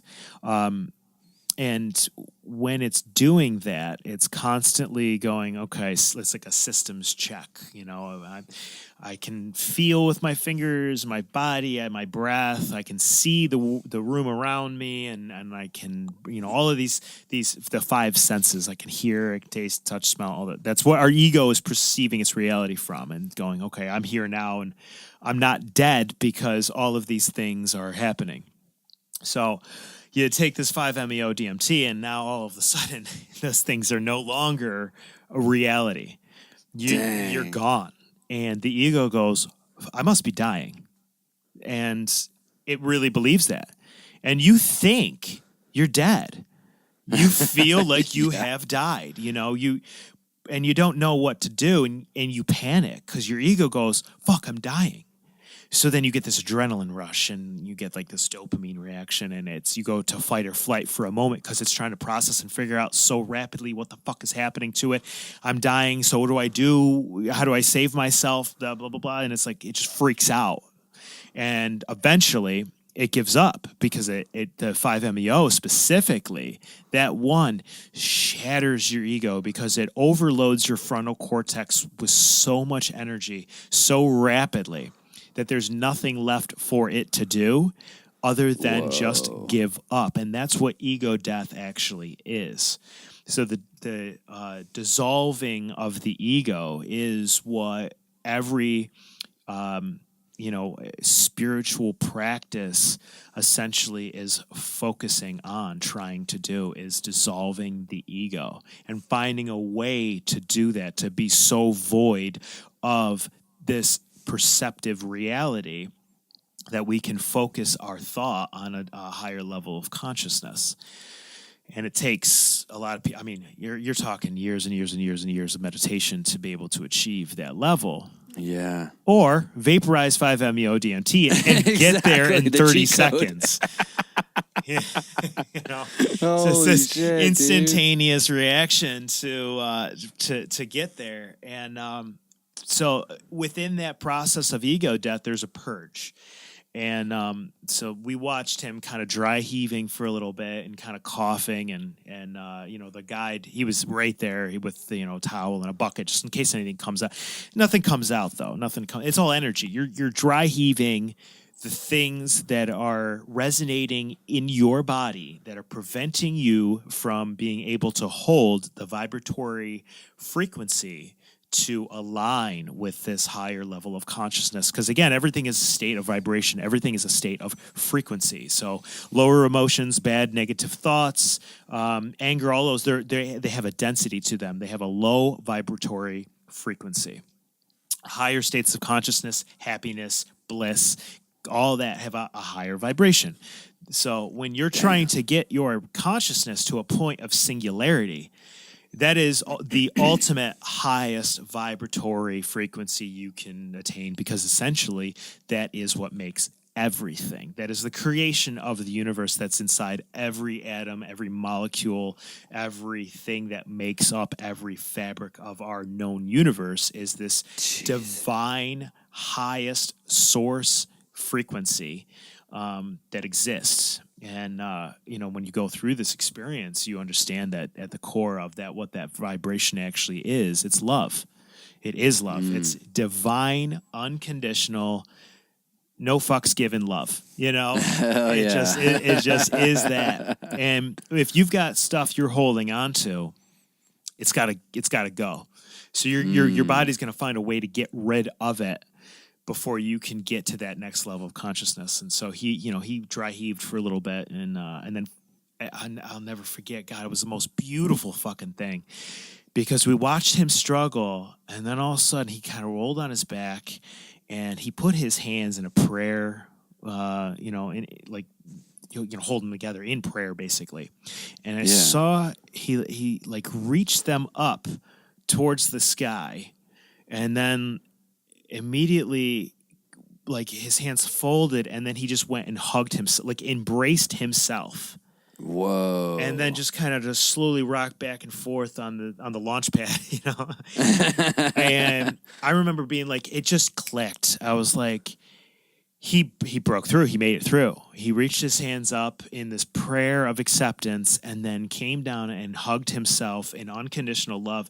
And I remember looking at my boy Kyle. He was sitting right to my left. And, we both got our arms out holding space for my buddy Mikey. And we looked over at each other and we both just started to cry because it was like, whoa. It was, because we both knew what he was. We had, like, I hadn't been there yet. I hadn't experienced it yet. And neither did Kyle. But we knew that this dude just got there to unconditional divine love, and it was fucking amazing to witness. It was really, really beautiful.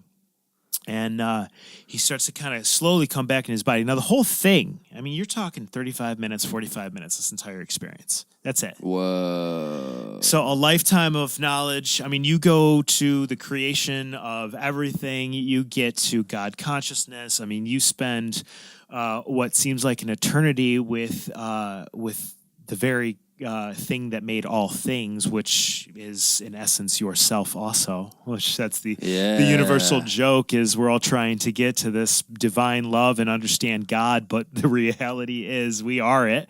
If we would just shut the fuck up and listen, we are that experiencing ourselves. That's the whole point of it. Yes. And then he starts to kind of come back to this reality to a degree, and he kind of sits up, he looks at all of us, and he's like, guys, wow, like, holy fuck. And he's like, it's just all love. It's just all love, And I was like, fucking A, man. And so, next up was my boy Kyle, and I don't know if you know anything about astrology, but Kyle's an Aquarius, and they have a fucking hard ego. They are confident in their ways and what they're doing, and Aquarius is my way or no way, and it's admirable, and it's amazing because the ability that they have to carve their path in this world is phenomenal. But at the same time, accepting things and being able to kind of bend and flow and modulate isn't always the easiest thing for them. So Kyle gets up and the guy loads him up with one, and he takes it and he leans back. As he's laying back on this is so funny. He says so profoundly, he goes, I choose to have this experience with my eyes open. I'm spoken like a true warrior. I was like, oh shit. Not that it matters, because eyes open, eyes closed, it doesn't fucking matter, dude. You're gone. You're gone. And I'm like, that's fucking Kyle for you. So he leans back. And I see it. He's got his eyes open, and he is just like fucking still present. He's holding on. His ego wasn't letting go. And so then he gets up and he's looking around. He's like, holy fuck, this is amazing. Blah blah blah, this and that. And Merrill, the guide, is looking at him. He's just like, do you need another one? Because he'll dose you till you're there. Yeah. And so he loads him up another one. Same thing. He hits it, lays back, still present. Hasn't fully gotten there yet. Yeah. Oh, shit. So 3 hits. Took him 36 milligrams. And then it was like, holy shit. He lays back and is just fucking blasting off, but his ego hasn't let go yet. And so the next thing I know, he is literally the only thing that is touching the ground at this point is his back is fully arched. His elbows and forearms are on the ground. His heels are on the ground. His head is on the ground, and that's it. He is just full, arched back up in the air, and he's starting to crawl off of the mat, and he is screaming in full breaths, good, and then bye, over and over, good, bye, screaming this shit. And I'm like, holy shit. What the fuck? Granted, I haven't gone yet. I'm up next. Oh, man, that's what I was thinking. So I just watched my one buddy throwing up nothing into a bucket. I got my other buddy is fucking screaming at the top of his lungs, and I'm just sitting there like a fucking deer in headlights, holding my arms out like that's doing anything. You know what I mean? Like holding space. I'm like, what the fuck space am I holding for this kid right now? He's just I don't even know. I'm like, jeez. And then, but then finally he breaks through, you know, and he gets there and he just completely chills out, and he's just kind of like, you know, flowing on this mat, and you know, after he like comes back from his experience, and same thing, he's like, dude, it's all love. I'm like, well, okay, I hope so, because I don't know what the fuck was going on there, and but that was his ego. That was his ego breaking. And he was saying goodbye to his ego, and his ego was saying goodbye to him. And they had this moment of like, you know, this, and from what he explains it was a moment of where, you know, he had been holding on to himself for so long, and kind of like really focused on this self-identity of who he was and this strong-willed person, and it needed to go, it needed to die. And so the both of them said goodbye to each other, and then he got there. So now I'm up, and I'm shaking. I'm like, hell yeah. I'm shaking. Yeah, he loads me up, and you know, I take this thing, and I'll never forget. I lean back, and I got my arms out, because that was the thing. You're like a starfish on this Mac, so so you could let the energy flow. And and I remember laying back. And the second I exhaled, it was just like, bam, you're gone. And I saw you know, when you look at the sun, or if you look close to it on a super bright day, not look directly at it, but there's this fuzz, you know, you see this fuzz. That's, you know, that's your eyes, like just the normal nature of your the energy's being sent, the signals being sent from your retinas to get processed in as visual stimuli, right? And it's just the blood flow and vessels. There's a film or a vibration of things, like this little shakiness to everything. And we're staring up at the white ceiling and kind of seeing that static of you know, whatever my perception of this reality is, whether it's my pineal gland picking that information up, if it exists, or if it's actually my eyes perceiving it, whatever. I see that static, and all of a sudden it starts to move a hell of a lot faster. Whoa. And it's like snow on you know, a blacked out TV screen, but it's all of a sudden it's like it just gets faster and faster and faster, and then boom, I am fucking just flying out of my body. Everything goes white, black, I don't know. It was just gone. I couldn't see anything anymore. Whoa. And I am full Kundalini energy. Like my body is stiff as a board. Stiff as a board, and I am shaking. And I can feel myself literally being pulled right out of my body. Whoa. And just thrown into this thing. And I just feel this frequency, this vibration, this intensity through every fiber of my being. And it was super, super intense. And I remember kind of like shortly it was within the first 10 minutes, I kind of came back a little bit, and I sat up and looked around the room, and I remember seeing like what appeared to be this bubble around me.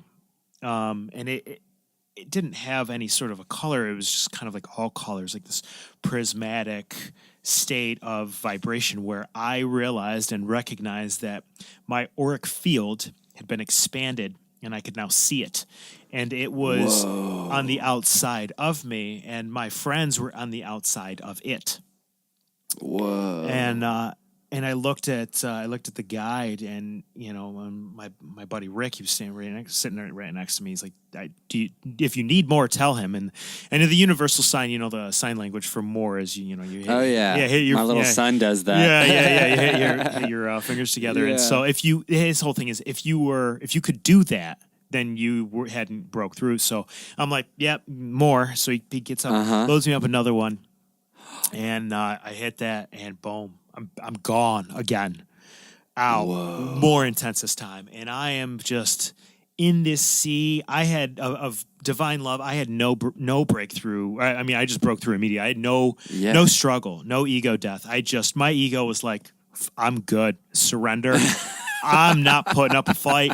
I've been waiting for this for lifetimes. I want to be there. I want to experience this. I'm going easily. And they call it doesn't happen to everybody, but they call it the bliss bunny, because the second you hit it, you're just there. You're just in a sea of just absolutely bliss the fuck out. Whoa. And I was just like flowing on this fucking mat. And I'm just literally it was like I was swimming, I was just like laying and just my arms are moving around and rolling back and forth. I'm smiling, I'm laughing, I'm just giggling, I'm like cheesing out like a little kid, and just having the most absolute beautiful time ever with it. And I remember like kind of starting to slowly come down after peaking in the most absolutely divine, unconditional, loving experience I could ever feel in my life. Wow. And was there visuals like no, it was just in that peak? No, it was just static. Whoa. Just nothingness, just static. But all of the comprehension and the understanding when you got there, it was all an emotional state. You know, and it was a feeling. It wasn't a visual understanding, and it wasn't perception. Because even still, I mean, if you're perceiving it to any capacity, your ego is still present. Because there's still a sense of perception to perceive, which is your ego. So when you shatter that ego, there is no perception of anything any longer. The only thing you're left with is a feeling of things, a true nature of knowing, this complex kind of understanding without explanation. If that, yeah, it totally makes sense. And I remember before we got going, Merrill saying to all of us, our guide, he said, if when someone's on the mat, if they reach out for you, grab their hands and feet. And for some reason, I just felt the need to do that. I just wanted physical touch, so I reached out, and so they all grabbed my hands and my feet, because they're all on, all the corners of me. And the second that they did, I felt myself pull their energy through my body, and boom, I was right back out again. Just fucking, just the same as before, but I hadn't taken another hit. Whoa. So now I was just at this super open place of pulling energy in, and I did it like 3 times. I just kept reaching out. Every time I come back, I'd reach out, I'd grab it, and boom, I would project out of my body again. Whoa. And I remember then afterwards kind of coming back, and like I looked over at my boss Rick, and he was looking at me, and he's in tears because he's just watching this thing happen. And it is beautiful watching somebody go through this. And I remember like having my right arm or my right hand, I'm like, we're holding on to each other, and I'm looking at him, and I'm in tears too. And I just remember seeing like this blue purple light where his third eye is, and it was just like right there, and I could just see that. And I just took my left hand and I just put my hand right on it, and I could feel the energy just flowing through me, and I was like, holy shit. Damn. Next thing I do, I stand up, and the guide Merrill, he's there. I give him a hug, and I'm thanking him. I'm still fucking gone, by the way, but I'm back. Yeah. I'm back enough to be aware of what's going on to a degree, but I'm still very much like in between worlds. And then I put my hand on his heart, and I could feel the energy from his heart flowing through me. And then I did it to everybody in the room. I just kept going around and feeling this vibration, this frequency, and I was just flowing and channeling this energy through everybody.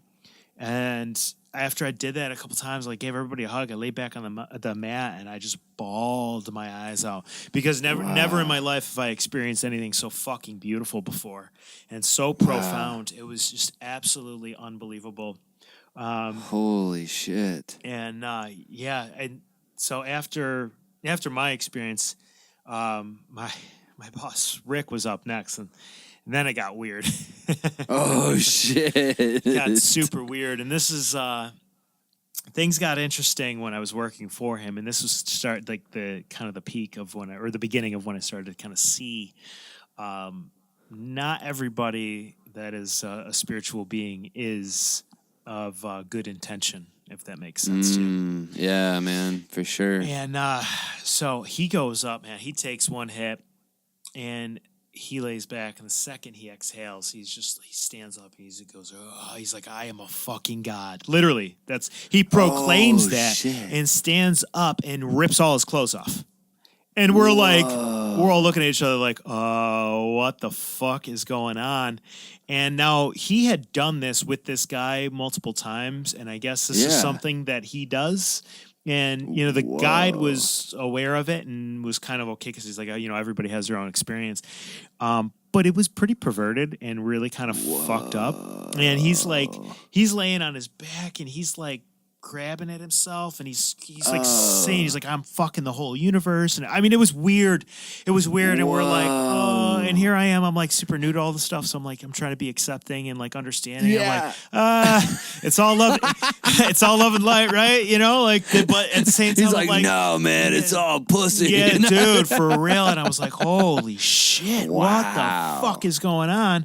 Holy shit. And, he comes back into his body and starts to kind of like be back to normal afterwards. And he's like looking around. He's just like, oh, fuck, I'm naked.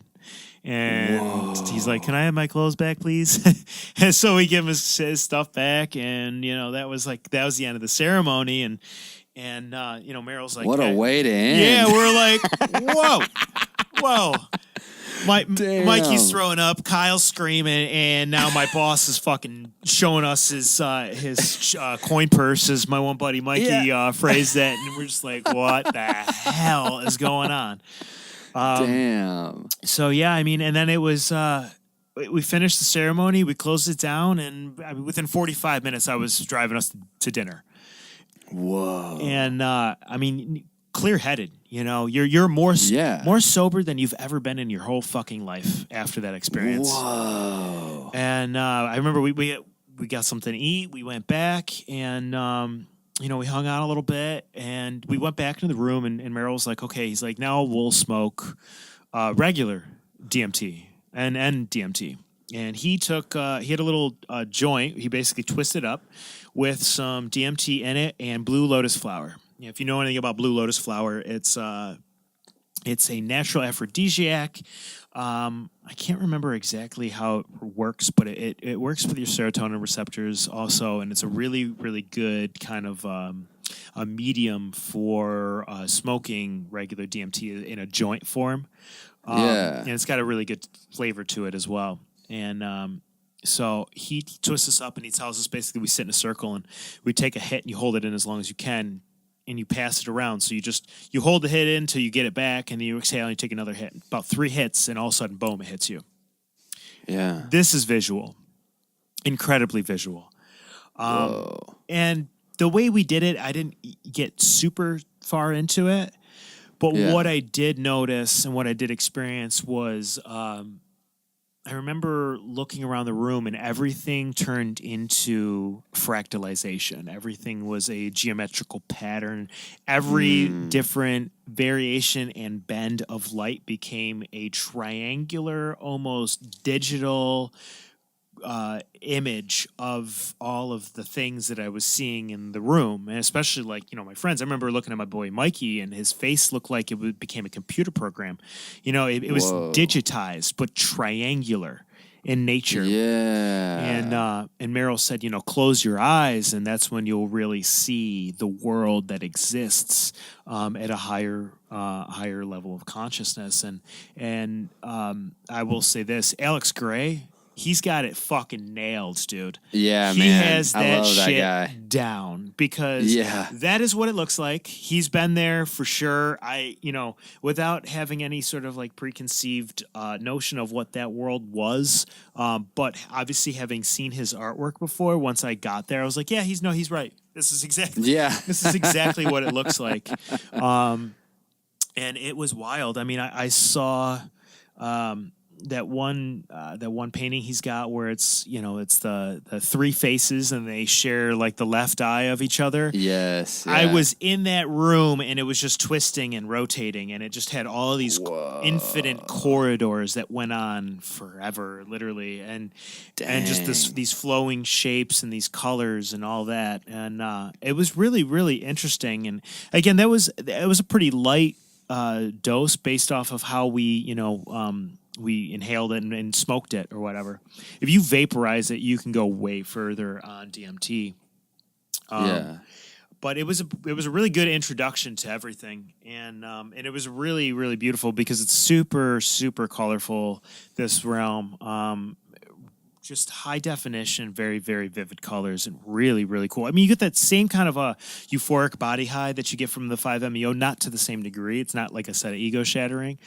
You can get to that place if you do enough of it, but this was definitely lighter. It was like a little just an introduction into, at least for my experience with it, it was a little introduction into the NN-DMT. Yeah.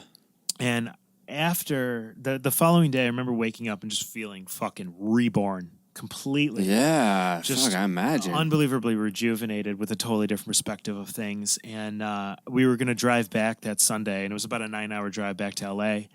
And my boss was, because he flew up, so he was flying back down. So we had dropped him off at the airport, and he asked if we could go because we were super close to Mount Shasta, and he said, "Can you pick me up a couple gallons of water from the springs there?" So we stopped at Mount Shasta and got some water. And I remember when we got out of the car and we were at the park, and my boy Mikey says to me, he's like, "Does everything look more vivid? Like, do the colors look more intense?" And I looked around, I was like, "Yeah." Like, this world that I had known for so long to be, I don't want to say gray, but just not as intense or colorful, all of a sudden was boom. It was, the greens were greener, the blues were bluer. Mother Nature was just vibrant and alive and beautiful and more connected to me, and I more connected to it. And there was just this overall, like, oh my God, this is unfucking believable.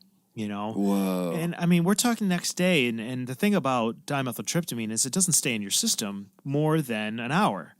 And the second you vaporize it and smoke it or whatever, you only have a 10-minute window to get as much of it into you as you can to have that experience before your body goes, "Oh, I know exactly what this is. It's a super basic molecule, and I can flush it right out of your system very, very easily." So as soon as it attaches itself to a serotonin receptor, it's gone almost immediately. And then it becomes very used to it after the fact. So you literally need to wait an hour from the time that you ingest it or inhale it at first before you can do it again and have an experience. Because you could just sit there chain smoking it. It's not going to do anything to you anymore after the fact. Dang. So, I mean, I'm talking, we're like I said, we're fucking sober as hell now. And it's still, things are vivid. They're different. They're more beautiful. They're just changed. And I remember having like this super open feeling where now I'm like, I can flow energy. I can feel it flowing through me. Excuse me. It was just absolutely profound. And it stayed with me for a really long time. I remember it actually made it difficult for months afterwards to kind of get back into the gym and try to do it because like I was just operating at such a higher level of my own consciousness. I was much less physical. Yeah. And, I stopped eating like so much because I was just, I was a kind of bit of a meathead at the time. I was just eating, protein shakes, eating chicken breasts and vegetables and lifting. And that was like the whole thing. And all of a sudden I didn't want that stuff anymore. I wanted to eat a lot lighter. I didn't want to feel bogged down by these heavier foods. I wanted to stay in this kind of a floaty place. And I remember losing a bunch of weight over a course of a couple of months, and I didn't care because I was just happy, But it was a really, really profound, interesting experience that we had. And it was 2 weeks after that experience that I did peyote for the very first time. Jesus. You just went down the... Yeah. Just keep going, man. So it was... that was something else too, because now it's like, okay, I've done MDMA and had this very heart opening experience of love and bliss and divine love and unconditional love. The door was open, and then I had my mind open to this other world of consciousness and this other world of the divine, and then peyote was something completely different. It was very much a individual experience, even though I was with other people and we were doing it and we interacted for sure. But it was very, very introspective. It was very intense. It's a ton of visuals. I remember seeing just these different, I didn't know at the time what I was looking at, but I made what I saw then, what I now know to be Metatron, which again is what I saw when I was on DMT, was that the three faces sharing the eye of each other going all the way around. And I remember looking up in the corner of the room, and there is this face, and it had like this soft gaze of it was very masculine, like the power, of just very, very understanding, very all-knowing, and very protective, kind of watching over me. It was just at the time. I remember looking up and just thinking to myself, like, "Wow, that's Metatron." But at the same time, I'm like, "Wait, who the fuck is Metatron? I don't know who the fuck Metatron is." But that's wow. So you actually felt that before you actually looked it up? 100%. I had no idea. It wasn't until years later with a sculpture that I made that actually you commented on my Instagram. You was like, "Dude, I like this," and I was like, "Yeah, it's Metatron." That I made that. This was, we're talking probably 2 years after that experience that I had made that, and I had a buddy of mine see that and go, "Oh, that's because I made that sculpture based off of that experience." And this my buddy was just like, "Oh shit," he's like, "That's Metatron," and I looked at him, I was like, "What? Wait, you know about that?" And he had never done a drug in his life, you know what I mean? Like he's not, but he's like, "Yeah, Metatron, the multi-faced god from Greek mythology," and I was like, "Oh, fuck." Whoa. So, and then I started kind of getting into Metatron after the fact, or understanding like what it was, like what Metatron is. There's a book called, I think it's like The Keys of Enoch, and it's all about, Metatron. It was channeled in, and he's basically one of the archetypes, one of the archangels of like mathematics and then sound vibration. Whoa. So that's when I started kind of like that's crazy diving into it. So Dude. I really got the fast track to spiritual awakening. We're talking literally all of this is within a year. Yeah. This is within the last 6 months I was living in Hawaii, and the first 6 months I was living in Los Angeles. Wow. Yeah, that's like a revolutionary experience. But again, it was all around, it was 2012. Yeah. So it was like the shift within this planet and the realm of our third dimensional paradigm that we currently live on, and the collective consciousness as it's evolving, all of a sudden it just opened itself up for this potentiality of these opportunities for everybody. That's, you and I talked, and that's kind of when you started having your awakening experience. And most people that I know, especially our age group, it's like we came down and we're waiting for that bubble to burst.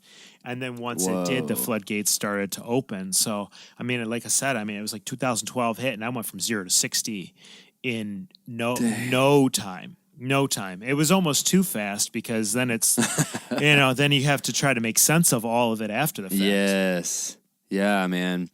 Well, I'm gonna have to wrap up shortly, just based on some stuff I have to do. And but what I want to end on, because there's so much more I want to talk about, man. I want to have you back on in a few months or whatever. We'll schedule it out, man. I know we'd already talked about this, making it a regular thing where it'd be just fun to be able to go down this kind of spiritual rabbit hole with our listeners, and almost even kind of what we're learning on our spiritual journey. We just kind of almost are an open book, and I think it'd be a beautiful thing. Because I know one thing I want to save for the next one, just because of time, is like your ayahuasca trip to Peru. Yeah, absolutely. There's so many cool stories that I feel like we can jump back into, but I feel like this is just such a beautiful place, like where, we've gotten to see that first year of your spiritual awakening. And I guess the way I would love to wrap up is at that time, because obviously now, you know, you've probably come to a lot more different conclusions and thoughts and stuff like that based on all of your experiences. But based on just that first year, how did you integrate that into your life? Because I kind of was similar. For me, it was like a solid year where I just was like, woo. Like, I mean, I remember seeing friends that I was super close to that I hadn't seen in a year, and then they see me after that year, and they're like, whoa, dude, you are like not the same person anymore. Yeah. You know, like complete transformation. And I think, you know, we share that very similar. And so I would love to hear, just kind of in like a brief way, like how did you integrate that back into your life, and how was that like what became kind of like, for lack of a better term, air quotes, like your mantra in that time? Like after you distilled that DMT trip experience, that Molly experience, that, you know, peyote experience, all these experiences just like boom, in a rapid point, and being around people that had a different state of consciousness maybe you weren't used to being around, and all of this kind of happening and encapsulating into one kind of brief, you know, thought. Where were you at after that, and what was kind of your thing? I mean, it was tough. Honestly, it was really, really difficult.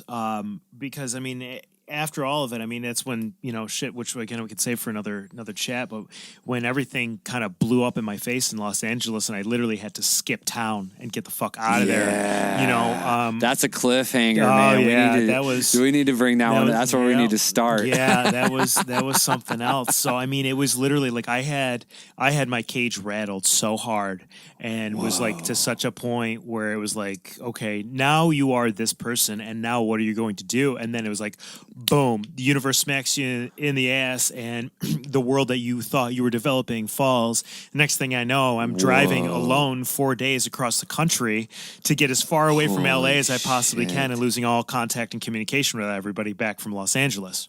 Like, I haven't been back there since that whole situation went down. Holy shit. I've only talked to 2 people from Los Angeles since I left. Wow. So I hit rock bottom. I hit rock bottom afterwards, and it took a long time for me to kind of recalibrate. And I still am, you know, it's been 5 years since all of that happened. And I've gone through everything that we initially started talking about, where the judgment of others, you know, cause they're not on the same playing field as you. And then the judgment of yourself, because you feel isolated and you don't feel accepted by the people that you want to feel accepted by. And it's this very much a push-pull kind of a thing. And you got to find balance within all of it. And it's taken me literally 5 years. And I think the ayahuasca experience helped me to kind of isolate that and understand that everyone is in their own state of evolving. And acceptance is the biggest thing. You have to accept yourself for where you are and who you are. You have to accept others for where they are and who they are, even if they don't necessarily align or jive with what you're trying to do. It's okay to love them. And that's, again, when you experience these states of unconditional love, that's what it's all about. You know, is accepting other people for where they're at, because everybody at the end of the day, for the most part, is just trying to do the best that they can with the tools that they've been given. You know, even if they're doing shitty things and it sucks and it makes them a bad person technically. And people do bad shit and it makes them bad people. But at the same time, it's like, you don't know what happened to them to put them there.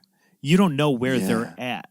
And so the only thing you can do is try to be your own light, and hopefully that attracts the tribe that you want, instead of forcing it down everyone's throat and trying to affect everyone directly. Just be the change that you want, and be okay with the process. You got to trust the process, because it is a process. We are all growing. We're all evolving. It's a continuous state. You're never going to be done doing it. Even when you die, your soul is going to continue to evolve and get back to that place of singularity, because that's the whole point of this universe anyways, is to experience, expand, and experience itself in every capacity and every facet, and then slowly return back to that point of singularity where everything in this universe returns back to that divine state of consciousness, which is that point of singularity. And the only way to do that is to let things play out, accept them for what they are, accept yourself in the process, allow yourself to grow,